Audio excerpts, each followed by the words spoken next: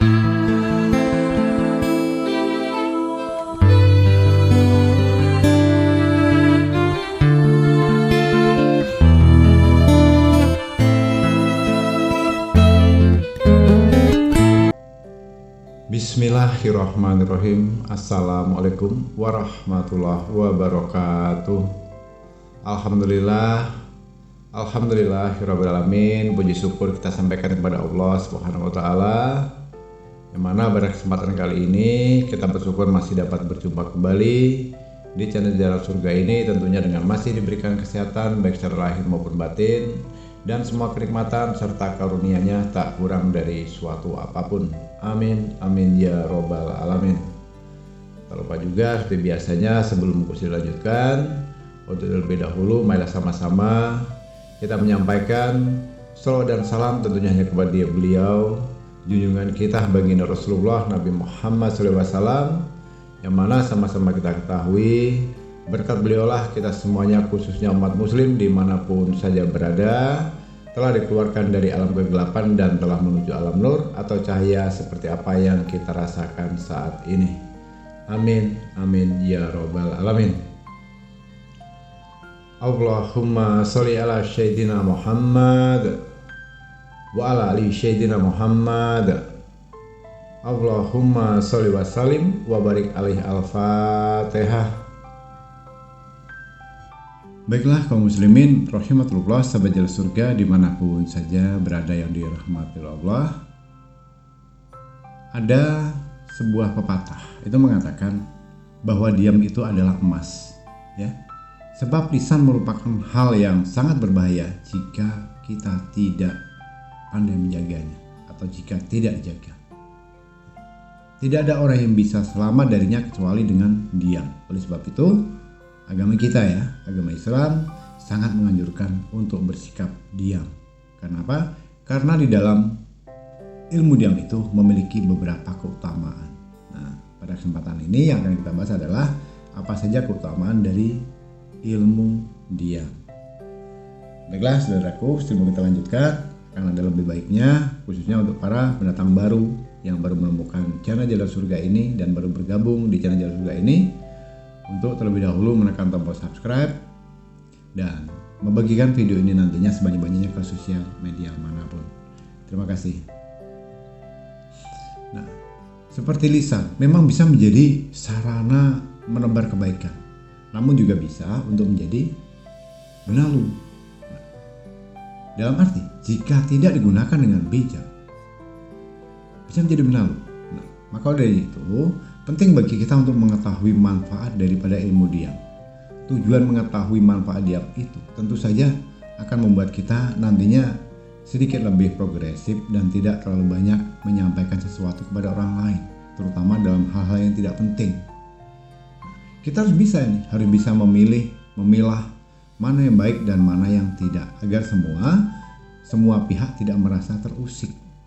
Nah, di sini ada beberapa manfaat daripada ilmu diam yang perlu saudaraku ketahui. Yang pertama, jauh dari penyakit hati. Ya, ini perlu jauh dari penyakit hati. Dalam agama Islam, penyakit hati adalah merujuk pada kondisi atau sifat-sifat negatif dalam hati manusia yang dapat mengganggu hubungan spiritual dengan Allah Subhanahu wa ta'ala. Hubungan antara manusia dan hubungan dengan diri sendiri. Konsep ini kadang seringkali merujuk pada sifat-sifat seperti kecemburuan, ya. Ini iri hati, sombong, hasutan, fitnah, dan masih banyak yang lainnya, saudara. Nah, di sini kita sebagai orang Islam atau Islam itu mendorong umatnya untuk mengatasi dan membersihkan hati dari penyakit ini. Supaya apa? Supaya dapat mencapai kedekatan dengan Allah Subhanahu wa ta'ala. Kepada siapa? Dengan sama manusia tentunya. Karena apa? Penyakit hati itu akan membuat setiap perilaku kita menjadi terdorong untuk melakukan hal yang negatif. Nah, tentunya hal seperti ini harus bisa kita hindari, karena semakin lama akan membuat diri seseorang menjadi jauh dari yang namanya kenikmatan hidup. Ya, hatinya akan lebih damai, tenang. Karena apa? Ya, sebab nafsu untuk mengeluarkan emosi atau menyampaikan sesuatu yang negatif itu bisa diminimalisir, ya, bisa dikurangi. Itu yang pertama. Yang kedua, maka dengan ilmu diam itu bisa terhindar dari dosa lisan. Menjaga, ya, artinya menjaga lisan kita agar terhindar dari dosa. Nah, itu adalah suatu kewajiban penting. Islam menekankan pentingnya menjaga ucapan dan perkataan. Perlu diingat saudaraku, karena dosa lisan itu dapat memiliki dampak serius pada kehidupan sehari-hari dan hubungan sosial. Bisa juga untuk mempengaruhi hubungan seseorang dengan Allah. Ini hal seperti ini seringkali disepelekan, ya, seringkali disepelekan.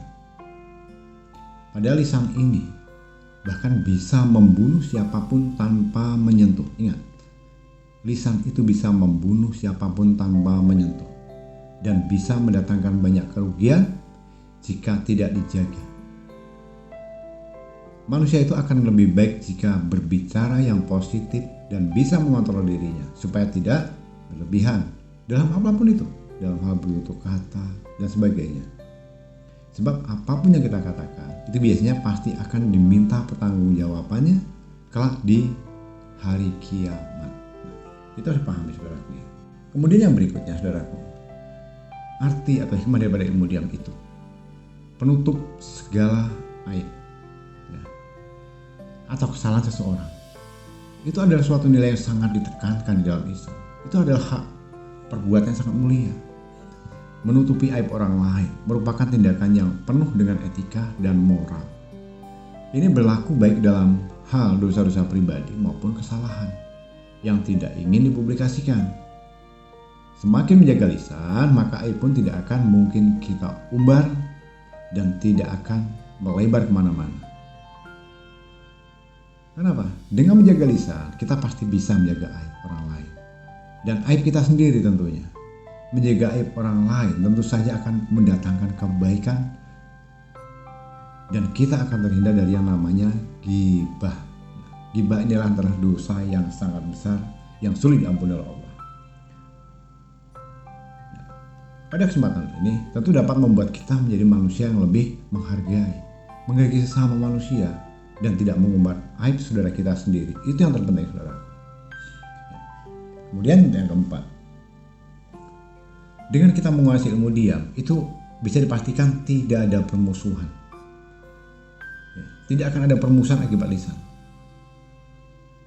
Dalam hukum Islam itu permusuhan yang timbul akibat ucapan atau perkataan yang menyakitkan atau yang merendahkan orang lain adalah hal yang sangat dihindari.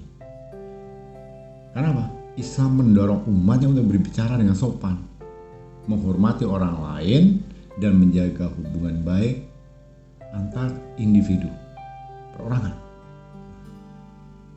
Permusuhan yang disebabkan oleh lisan itu dapat merusak hubungan sosial saudaraku, menciptakan ketidakharmonisan dan bisa melanggar prinsip-prinsip yang diajarkan oleh agama, ya. Yang mana dalam kehidupan ini bahwa ada banyak orang nih akhirnya bertikai hanya karena apa sih? Karena lisan. Kadang tidak jarang juga bicara secara belak-belakan. Akhirnya apa? Mendatangkan banyak salah pahaman. Biasanya semakin banyak berbicara maka sering sekali membuat orang lain merasa tidak nyaman. Bahkan ada saja yang tersinggung. Maka dari itu saudaraku, akan lebih baik jika lisan dijaga supaya bisa terhindar dari namanya permusuhan, ya. Itu yang keempat. Nah, kemudian yang kelima, dengan ilmu diam itu akan mengubah suasana, ya, menjadi lebih tenang. Suasananya akan menjadi lebih tenang jika kita menjadi orang yang tidak banyak bicara, kecuali itu berguna, ya, atau penting. Kita harus bisa berusaha untuk lebih banyak memilih diam. Selama itu lebih penting, terciptanya suasana yang tenang menjadi landasan utama dalam beribadah. Karena dengan memiliki suasana hati yang damai, ya sudah dipastikan, maka akan tercipta keharmonisan dengan sesama manusia. Itu juga dengan Allah Subhanahu wa taala. Artinya dengan kita diam itu bisa menciptakan suasana baik untuk masyarakat umum, lingkungan sekitar, diri kita, hati kita, juga kepada Allah. Dengan begitu nilai fokus kita akan lebih tinggi, apapun yang kita harapkan, apapun yang kita kerjakan juga hasilnya akan lebih maksimal. Yang kelima, kemudian terakhir saudaraku, dengan ilmu diam itu baik untuk kesehatan. Mengapa dengan diam baik untuk kesehatan? Sebab orang yang diam bisa disebut pula sebagai pribadi yang dapat mengatur dan mengendalikan dirinya sendiri. Dia bisa mengontrol, dia punya rem kontrol dalam jiwanya. Nah, makanya jika emosi sudah bisa dikendalikan, tentu yang namanya tekanan juga tidak akan kita rasakan. Dampaknya apa? Ya tubuh akan terus merasa sehat, merasa lebih rileks, ya, lebih aktif. Itulah pentingnya mengutamakan sikap diam agar terbentuk jiwa dan batinnya sehat di dalam kehidupan kita sehari-hari.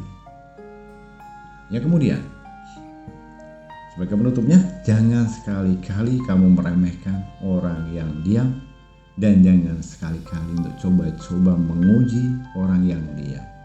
Karena dalam diam itu energi yang tersusun selama ini yang tidak dikeluarkan, begitu dia sudah mengeluarkan kata atau ucapan yang sudah memang hatinya tersakiti, terjolimi, maka perbandingannya 1000 kali kamu meminta kepada Allah, dia hanya cukup dengan 1 kali meminta kepada Allah, maka akan diselesaikan oleh Allah pada saat itu juga. Na'udzubillah. Maukah Anda jadi korban? Mau untuk coba-coba kepada orang diam? Silahkan. Nah, itu tantangannya. Jadi kalau kita sudah tahu seperti itu saudara, lebih baik jadi sekarang untuk menguasai ilmu diam, membunuh tanpa harus menyentuh, melenyapkan tanpa harus menggunakan ucapan, menjatuhkan tanpa harus dengan lisan, cukup dengan diam, perhatikan. Saya datang, saya melihat dan saya menang. Kenapa? Berbeda dengan kita yang selalu banyak bicaranya dalam setiap berpendapat, dalam diskusi, dalam hal apapun, segi apapun. Karena ingin merasa menonjol, ingin menjadi yang terdepan. Bisa jadi apa yang dia sampaikan tidak bermanfaat dan akhirnya dimentahkan. Tapi orang diam, dia mengambil pada endingnya, pada akhirnya. Di akhir semuanya sudah selesai berbicara, gantiannya berbicara, kalau menurut saya begini. Itulah akhirnya hasil final. Dan untuk kita yang harus waspadai daripada orang diam itu tadi, jangan coba-coba untuk menyakiti, menjolimi. Karena dalam diamnya dia tidak perlu mengucapkan dengan kata-kata. Dia tidak harus melihat, dia tidak harus mendengar. Cukup hatinya saja berpasrah kepada Allah, ya Allah, kembalikan kepadanya. Pun terjadilah dia, maka binasa dan celakalah siapapun orang yang coba-coba untuk menjolimi orang yang diam, apalagi dijolimi. Ya, baiklah kaum muslimin rahmatullah, sahabat surga dimanapun saja berada di mata Allah. Bagus, saya cukupkan sampai di sini dulu pada kesempatan kali ini. Kurang dan lebihnya mohon dimaafkan jika ada salah dalam penyampaian kata-kata ataupun ucapan. Sekali lagi, saya ucapkan terima kasih bagi yang sudah menyempatkan waktu menyimak video dan audio ini hingga selesai. Di akhir kata, bagus diakhiri dengan wabillahi taufiq wal hidayah. Wassalamualaikum warahmatullahi wabarakatuh.